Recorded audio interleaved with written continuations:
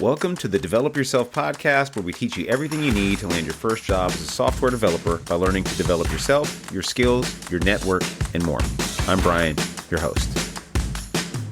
Let's see what the 2025 developer survey from Stack Overflow has to tell us. Why do I like this survey so much? Stack Overflow is an incredibly popular website, or at least it was before the age of AI, but it's still really, really popular compared to many other websites where people can go and find the answers to coding-related questions. Now, a few years ago, this was the only place you could really find these kinds of questions. Before AI, before ChatGPT, you basically had to figure out what was going on with your code by looking at Stack Overflow, hoping to God somebody had the same bug, and then thanking them silently as you ripped off their code and pasted it into your project. Just kidding. Hope you're not really doing that. Anyway, they do a really big survey every year. I find a lot of value in this, especially if you're a newer developer and you're wondering, what are software developers actually using? There's a lot of junk online from people who claim to be software developers or have never really worked in the field, or maybe they just recently graduated and they have these really loud microphones and they tell you what you should be learning and why you shouldn't do this or why you should do that. Maybe I'm one of these people. And now this offers you some data that you can actually use to decide, maybe I should look into these tools. Maybe I should abandon these tools. Maybe there are things that I should be aware of that I'm not. Let's dig in and look at the most interesting parts of this survey, because there are a few interesting parts in here that I think are going to surprise many software developers out there who are either learning to code, wondering about how much AI they should use and what AI means for the future of software development in general, and a little bit about who is your average developer in the US, because I think there's a lot of myth around that and a lot of social media spin going on with who is your archetype developer. Everybody thinks it's some 25-year-old dude in a hoodie somewhere in a cafe. It's probably not that far from the truth, but let's dig in and see who really are these weirdos out there. So let's kick it off with age. I deal with this a lot when I talk to people who are interested in going to varsity, and it's so funny to me. People think, I'm 25. Am I too old to learn to code? I'm like, okay, that's a silly question. 30, am I too old to learn to code? I'm like, well, that's kind of dumb too. 40, am I too old to learn to code? You're getting maybe towards the point where you might want to reconsider. 50, then I'm like, okay, that's getting a little up there. 60, I'm like, well, you might have like 5 years left in the industry at this point because you're going to retire ideally before you're 70. But if you're between like 20 and 40 and you're like seriously thinking this is a thing, just stop asking that ridiculous question. So most developers fall between the 25 to 44-year-old range, which may surprise a lot of people. They're like, wait, what? And if we go to professional developers, we see that number is even higher in the 25 to 34 years old age range. Learning to code, of course, the majority of people are between 18 and 24. Now, Stack Overflow added this really odd tab. It says professionals using AI. I mean, what is it? What does that even mean? I'm a professional using AI. I don't know what that means. But again, we see that, yes, most developers are somewhere between 25 and 44, with 45 to 54-year-olds actually at the same share as 18 to 24-year-olds. I find that really interesting. So there are as many 45 to 54-year-old software developers as there are 18 to 24-year-old software developers. So think about that next time you have that ridiculous question about asking if you're too old to learn to code at like 25 or something like that. Ridiculous. Now, when it comes to education, I think this is an important thing to look at, because too often we hear this myth that anybody can learn to code. You don't need a college degree. I'm guilty of saying this myself. But I want to look at the facts here. The facts are that 45% of software developers, professional software developers, have a bachelor's degree. 28% have a master's degree. And let's see how many just have some college, 11%. How many only went to secondary school? 5%. How many only went to primary elementary school? 0.8%. Now, stick a pin in this one, because I think this is going to be interesting when we look at the resources people are using to learn to code. Now, causation does not equal correlation, or whatever statistical phrase I'm trying to conjure up here. What I'm trying to say is, just because these people have a bachelor's degree doesn't necessarily mean that that was the key to their employment. I'm just saying, culturally, if you're going to be in this industry, you have to realize that the majority of your peers are going to have some sort of advanced degree or a bachelor's degree. That is the reality. If you have a high school degree, obviously you can break into this industry. There are less and less requirements, but the majority of the people you're going up against are going to have these degrees. Remember that last stat we're looking at where it said that, whatever percent went to college, right? A bunch went to college. Most people that learn to code learn from technical documentation, 70% nearly. That is mind-blowing. Other online resources, around 60%, and we go to blogs and podcasts, 35%. Do people really learn how to code from a podcast? That's pretty wild. Online courses, certifications, 32%. Stack Overflow is actually pretty high up there. Now look at this. College and school is really far down there, 25%. 16.6% said they learned in school how to code. Coding boot camp is at 5%. Really, really low, honestly. And if you go to coding boot camp for younger people, it's higher, which is kind of interesting to me. I think the whole notion that coding boot camps are dead or they're such a stupid way to learn, I don't believe that. I'm also super biased because I own essentially a coding boot camp. But I'm like, you don't have to go to college. You don't have to self-teach. You don't have to go to a boot camp. You can do one or all of those things as long as it helps you get into the industry. When we go to 25 to 34-year-olds, about 6% also went to a boot camp. 35 to 44-year-olds, only 4% went to boot camp, and the number goes lower the higher you get because boot camps really haven't been around that long. But I do find it interesting that younger people are almost twice as likely to have attended a coding boot camp than people that are around my age, which actually tracks. I mean, why would you want to spend all that money going to a school if you could go to a program and in 1 year pay like $10,000 to $20,000 versus, $40,000 to $100,000 for a degree that you may not need anyway? And when you look at how people actually learned to code, school is pretty far down there, and that's a really big investment to have not much return on that investment. Now let's get down to the part where everybody's curious about AI. And this question was, did you spend time in the last year learning AI programming or AI-enabled tooling on your own or at work? Now, for me specifically as a software developer, I learned a lot on the job and a lot off the job about how to use AI tooling like Cursor, Claude, and then beyond the surface too. I read some books on large language models, vector databases, retrieval augmented generation. I went down a little bit of the rabbit hole. I learned a little bit of linear algebra. There's so much more interesting stuff out there than what's just on the surface, which is how do I prompt to get code in my editor? That is just so superficial. And it's really cool. Don't get me wrong. That is a really great use case, but it's so superficial. So only 36% of respondents says, yes, I learned how to use AI-enabled tools required for my job or to benefit my career. This is a bit shocking. I'm a little concerned reading some of this because I'm thinking, what does that mean for the rest of these developers that aren't doing this exactly? Only 31% said, yes, I learned how to use AI-enabled tools for my personal curiosity and or hobbies. Well, I have to imagine that really only around 36% said yes. That's almost 70% of people are not learning this stuff. This is a little crazy. I'll just be honest. I don't know if I'm reading this correctly or not, but if I'm reading that only 36% of people actually took time to learn this stuff, then I'm like, what is everybody doing? Are you just either one, pretending the tools don't exist, two, you're not allowed to use them at work, and so you're not using them at home, or three, people just misunderstood the question? I don't know, but I do see this means that the people who are learning this are going to have an obvious advantage over people who aren't. AI is not going anywhere, as much as I understand that it has a lot of pitfalls and the hype often outpaces the reality. I've been very vocal about that.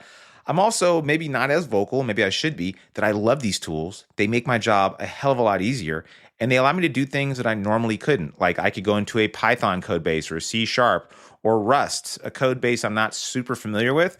And through applying general best practices, I can actually contribute to that code base in a way that I never could before, much faster than I ever could before. So not learning how to use these tools is it's like playing chicken with your career a little bit. It's like shooting yourself in the foot. Why would you do that, right? Next question is, how did you learn to code for AI in the past year? So it looks like the majority of people say AI code generation tools or AI-enabled apps. The next most popular was other online resources, like they went online basically and just learned from some online resource, technical documentation, videos, and then blogs and other stuff further down the line. And the least amount of people responded that they went to a coding boot camp to learn these things. I mean, really the only way to quote unquote learn this stuff is to just do it, right? There's no way to learn how to use AI code generation tools without literally using them. And so if you're a newer developer, which is mostly the people that I speak to and the audience that I know watches this show the most, then you might feel like, whoa, maybe I need to get on this immediately. Hold your horses, right? You definitely need to learn these tools. You need to learn them at this exact moment. Here's my super opinionated opinion of when you should learn how to use AI code generation tools, when you don't need them.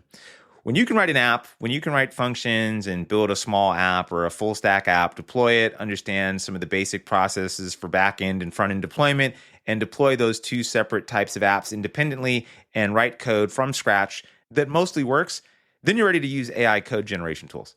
Until that point, you're not going to get much value out of them besides just making a bunch of junk that you don't even know is junk really, really, really fast. So until you're able to distinguish good code from bad code and don't need the assistance of the AI tool, I wouldn't use them. The moment you're getting frustrated and thinking, oh my God, I got to write all this code to refactor this because I messed up in this. I should have used this pattern. If you ever think, man, I should have used this particular pattern in this code base and now I have to refactor it and oh my God, that's going to take so long. Then you're definitely at the point when you should probably be using code generation tools. Because one, you can identify a pattern in a code base. Two, you realize that you made a mistake. So you're realizing, oh man, the code I wrote was not so good. I should have done this way. And now you're doing the tedious, boring work that an AI tool would be good at because it has really clear direction. You're like, man, I should have used the facade pattern instead of using a direct implementation of this particular class or this library or something like that. Dang it, so dumb. Now you can pull the AI tool out of your hat, right? Until then, maybe avoid it. Okay, next section. What is it that developers actually do? What are the roles that developers are actually in? Let's look at the United States because I'm in the United States myself and I'm not really tripping on what you other people out there in other countries are doing. USA. Okay, the majority of developers are full stack. This is like for the 5th year in a row I've read this. Now, here is the interesting part. We go down to front end. Front end was what most coding boot camps were teaching a while ago. And I actually went to like a purely front end coding boot camp when I was trying to break into the industry after learning a little bit of code myself. They make up 3.5% of professional developers. This is a little troubling and also good to know because I think if you're only going the front end route, I just increasingly see this as a job that AI may be able to creep further and further into. And I see that most companies, because they're getting smaller, they're hiring less, they want to have people that can do more. Now they're hiring more quote unquote full stack people. As good at front end as back end, it certainly could. It could also just mean that, are you able to go to the front end? Are you able to go to the back end? Are you able to investigate those areas and make changes? People tend to lean heavily towards one side or the other. I've met full stack developers that are mostly back end and just know some CSS. And I've met mostly front end developers that know like some Node Express or maybe like Python or something like that. And that's enough. They know some cloud services. They know how to do that. And that's honestly enough. Don't fall into this trap of thinking I need to be equally good at either thing. Just know that companies are mostly looking for this, and this data reflects that. And you go further down, data engineers only make, 1.9%? Now, this is where I'd be careful. Because just reading this, you may think, well, dang, data engineers like going extinct or DevOps going extinct or engineering managers going extinct. No, they just typically take up less share of engineering roles than full stack back-end developers, right? AI, ML engineers, data scientists, you typically just need less of these people in an organization. You typically have the most of your budget is going to be spent on full stack developers. But that's just my warning that if you're only looking at front end roles or you're going strictly for front end, I think you're really going to be limiting yourself. And if you already know front end, it's really not that hard to know some back end. So stop being scared of it and learn some of that because I can guarantee you it's going to help you in your job search and in your career in general. Oh, I love this next section. It says, what industry do you work in? And if I look at professional developers, 60% work in software development. What does it even mean? Now, the rest of it is really, really skewed. It's like half of the people work in quote unquote software development. The rest just work in kind of random industries, fintech, internet, banking, manufacturing, retail, transportation, higher education, other, media, computer, energy, insurance. The list goes on and on and on and on. Now, I often talk about this because what you see online is that people, they work for, Netflix, Google, Amazon. These are the people that take up the majority of space online because they have really interesting jobs. They get paid an astronomical amount of money to write code for a living, for the most part, right? These are really interesting stories. The boring reality is that most of us work in industries and companies that you'll never, ever hear of, making higher than average salaries that aren't astronomical, right? Like, if I shared my salary with you and said I make, $250,000 or something in the Bay Area, people might say, oh, okay, either that's a lot to you or it's not that much to you. But if somebody says I make $800,000 a year as an individual contributor at Amazon, then you're like, what?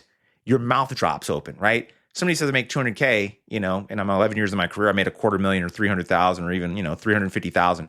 You might say, wow, that's a lot of money, but it's not like jaw dropping, earth shattering YouTube thumbnail money, right? It's not YouTube thumbnail money worthy, or maybe it is. I don't know. Maybe my brain is warped from being in the Bay Area. I remember being really, really broke and growing up kind of broke. And I remember making my first check when I made like 120K in the Bay Area. And I thought, what the hell's going on? Did they make a mistake? Are they going to fire me? Do I even deserve this? Maybe I should tell them to pay me less. This is how warped my brain was back then. Now my brain is warped in the opposite direction, where I'm like, I should probably be making around $500,000 a year. Ridiculous. Don't chase money. It's an endless pit that will never end, but it is fun to do as a game if you're into that kind of thing.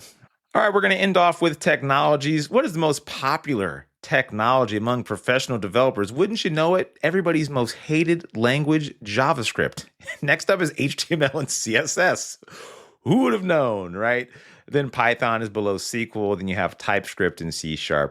The boring things that everybody says you shouldn't learn are the things that you should learn. Hey, I hope you're enjoying this episode. Now, you know that I own an anti-boot camp with my buddy Zubin, an ex-Google software engineer. If you're interested in not just learning how to code, and you know it's going to take more than 3 months, and you're serious about making a transition into a career in software, and you want to work with people that have done it before and are currently working in senior plus levels, join me and Zubin at parsity.io/inner-circle. You can learn all about our philosophy, how we approach learning how to code and switching careers in a much different way, and how we have so much gosh dang success. If you're interested in being one of the few people that works with us this year, go and apply at parsity.io/inner-circle.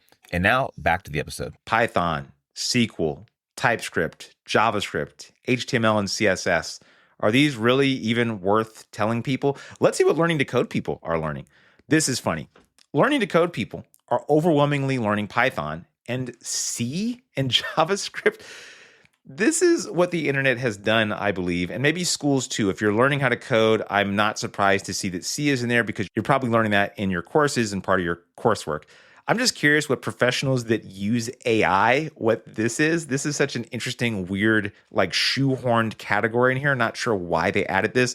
Even these people are using JavaScript, TypeScript, Python, C#, SQL. Okay, no big surprises there. Stop chasing shiny languages or hearing people say, JavaScript sucks, it's the stupidest language in the world, and you're an idiot if you learn it. Okay, well then we're all idiots, right? Because everybody has to know JavaScript. When it comes to databases, this should be no surprise for you. Let's look at what professional developers are using. They're using SQL. Postgres, MySQL, SQLite, Microsoft SQL Server. Next is Redis, and then Mongo. So basically, if you learn SQL and Mongo, you've kind of taken care of like the majority of databases out there. Now, I made a bold prediction last year that Pinecone would be on this list this year, and I do not see Pinecone. I owe you $5. If you remember that episode, I owe you $5. I'm so disappointed in myself. I cannot believe that Pinecone is not on here. Pinecone is a vector database. I will be doing an episode on databases later because I think that's an interesting topic that you don't hear enough about. So sad not to see Pinecone on here. Let's see what people who are learning to code are learning. They're all learning SQL and they're learning MongoDB and then they're learning Redis and they're using Firebase. I just used Firebase for work. Let me tell you, not a fan. Not a big fan of using Firebase. It's great to get something started. Would I actually want to use it as an actual database somewhere? 100% no. It's like having a really big JavaScript object. It's crazy. I'm like, are people really building full apps with Firebase? I don't know. Maybe for data analytics. Anyway, that's a whole other topic. Let's look up cloud development now. What are people using who are professional developers? They're using Docker. They're using NPM. They're using AWS. And they're using pip, which is the installation tool for Python. I mean, there's really no surprises here. So this is not something that I would want to take too much time to even dig into. But I think knowing a little bit of Docker could be really, really helpful. And I don't mean like actually taking a course on Docker. I really don't think that's a smart thing to do, in my opinion. I think just understanding a little bit about what Docker does at a high level and understanding a little bit about the configuration files is going to give you a lot of bang for your buck. When it comes to web frameworks and technologies, let's see what professional developers are using. Node.js, React, you wouldn't believe this, jQuery, and then Next.js, and then .NET, then Express, Angular, Vue, Spring Boot, all the way down. Again, the boring stuff here, the winners, right? Node.js has won the game. React has won the game. Next.js has won the game at the moment. Angular is below Express, And then it gets even funnier here, AngularJS, which I'm shocked people are still using. And then I'm a little bit sad to see Ruby on Rails getting pretty far down the list here. I mean, I think that's becoming an aging framework that I personally really liked, but people just aren't using very much. What are people using for their developer environments? What are they writing code in? Are people still using Sublime Text? You must be a little bit old if you know about Sublime Text. Let's see what professional developers are using. It's probably no surprise. Everybody's using VS Code. So if you're not using VS Code, you should be. And you should be understanding the shortcuts there, how to use it efficiently. Knowing how to use your tools is super important. And the cool thing is, because the industry is consolidated around certain tools, that knowing how to use them immediately helps you integrate into any team you're on. So if you know how to use Visual Studio Code pretty well, then when you start your first job or you start on a new team, it's like you already know most of the shortcuts and working styles of using VS Code and how to use shortcuts and work with your team members using it. So that's a really good thing to spend a little bit of time getting good at. Because I can't tell you how frustrating it is when you're working with somebody and they don't know how to use their code editor at all. It's like they're just bumbling around with like thumbs for fingers. And you're like, what the hell? Like, don't you use this every single day? Why not just get kind of good at it? I had a senior developer tell me that to my face a long time ago. He's like, I'm not working with you until you have some shortcuts down, because this is painful for me to sit here and watch as we pair program. That was kind of mean, but he was very right, and I did, and I'm very happy he told me that. So thank you, mean developer out there, wherever you are. This guy used to eat salad with his hands, by the way. He was a bit of a weirdo, but so smart. Only really smart people can get away with eating salad with their hands, by the way. Visual Studio is next up. Notepad++. I don't know what to say about that. And further down is Cursor, which I'm a little bit shocked. Cursor is the AI-enabled editor of the future. At least that's how they paint it.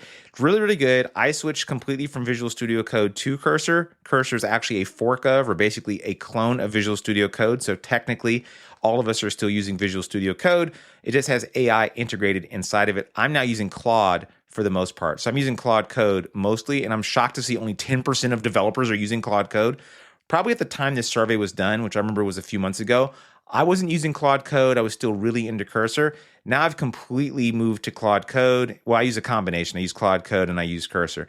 And let me tell you, Claude Code is really good. I love that it's in the terminal. I love that I can have context between two different projects. And if I want to move things between projects or reference code or logic that lives in the other one, I can. I think that's really, really cool. So I highly recommend that when you're at the point that you want to use tools, explore Claude Code, explore Cursor, explore whatever. Windsurf is pretty far down there. Bolt is really far down there. I don't believe these tools are going to come into mainstream popularity, but who knows? We're early enough in the stages that one of these could just blow up over the next few years.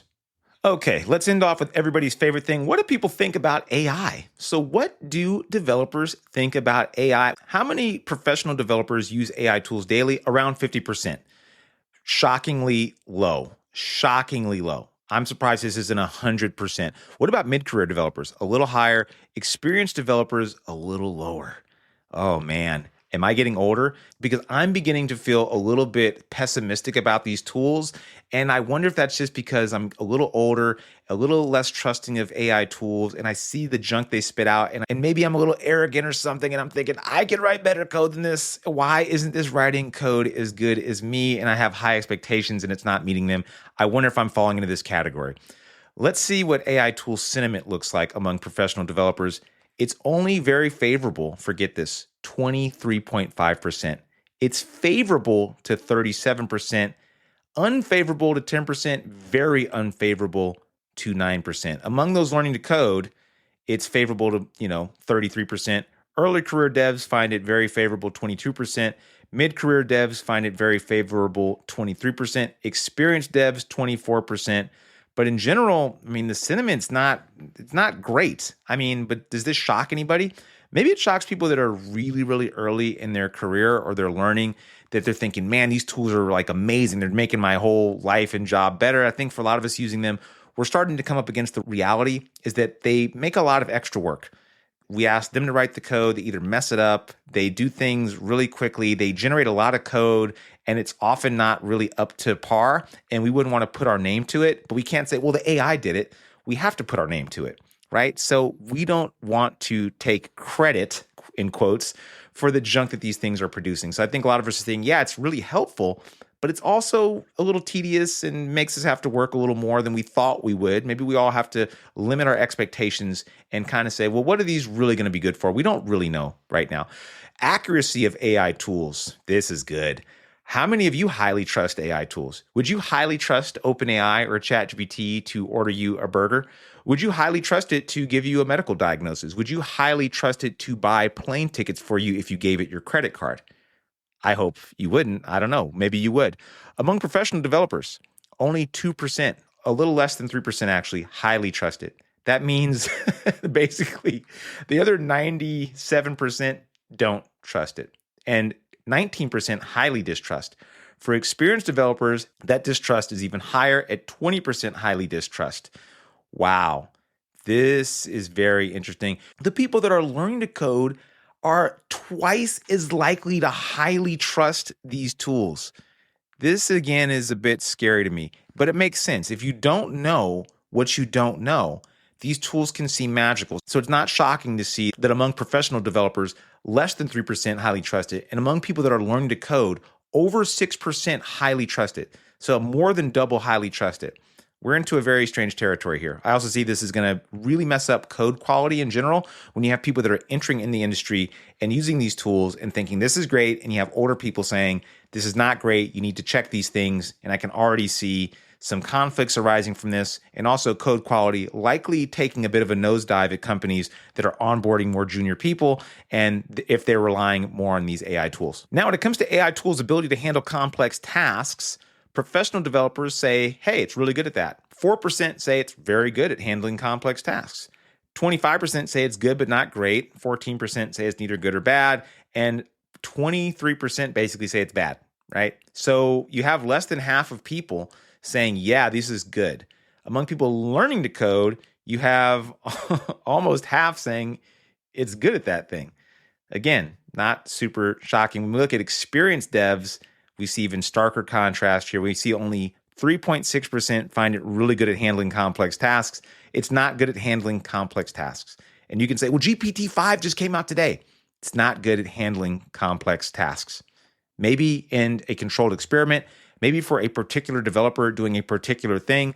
I also think that's a bit subjective. Like, are any of us good at handling complex tasks? I guess it's what's your expectation? Is your expectation that it could do what a mid-level developer could do in a code base with no guardrails and essentially make working code?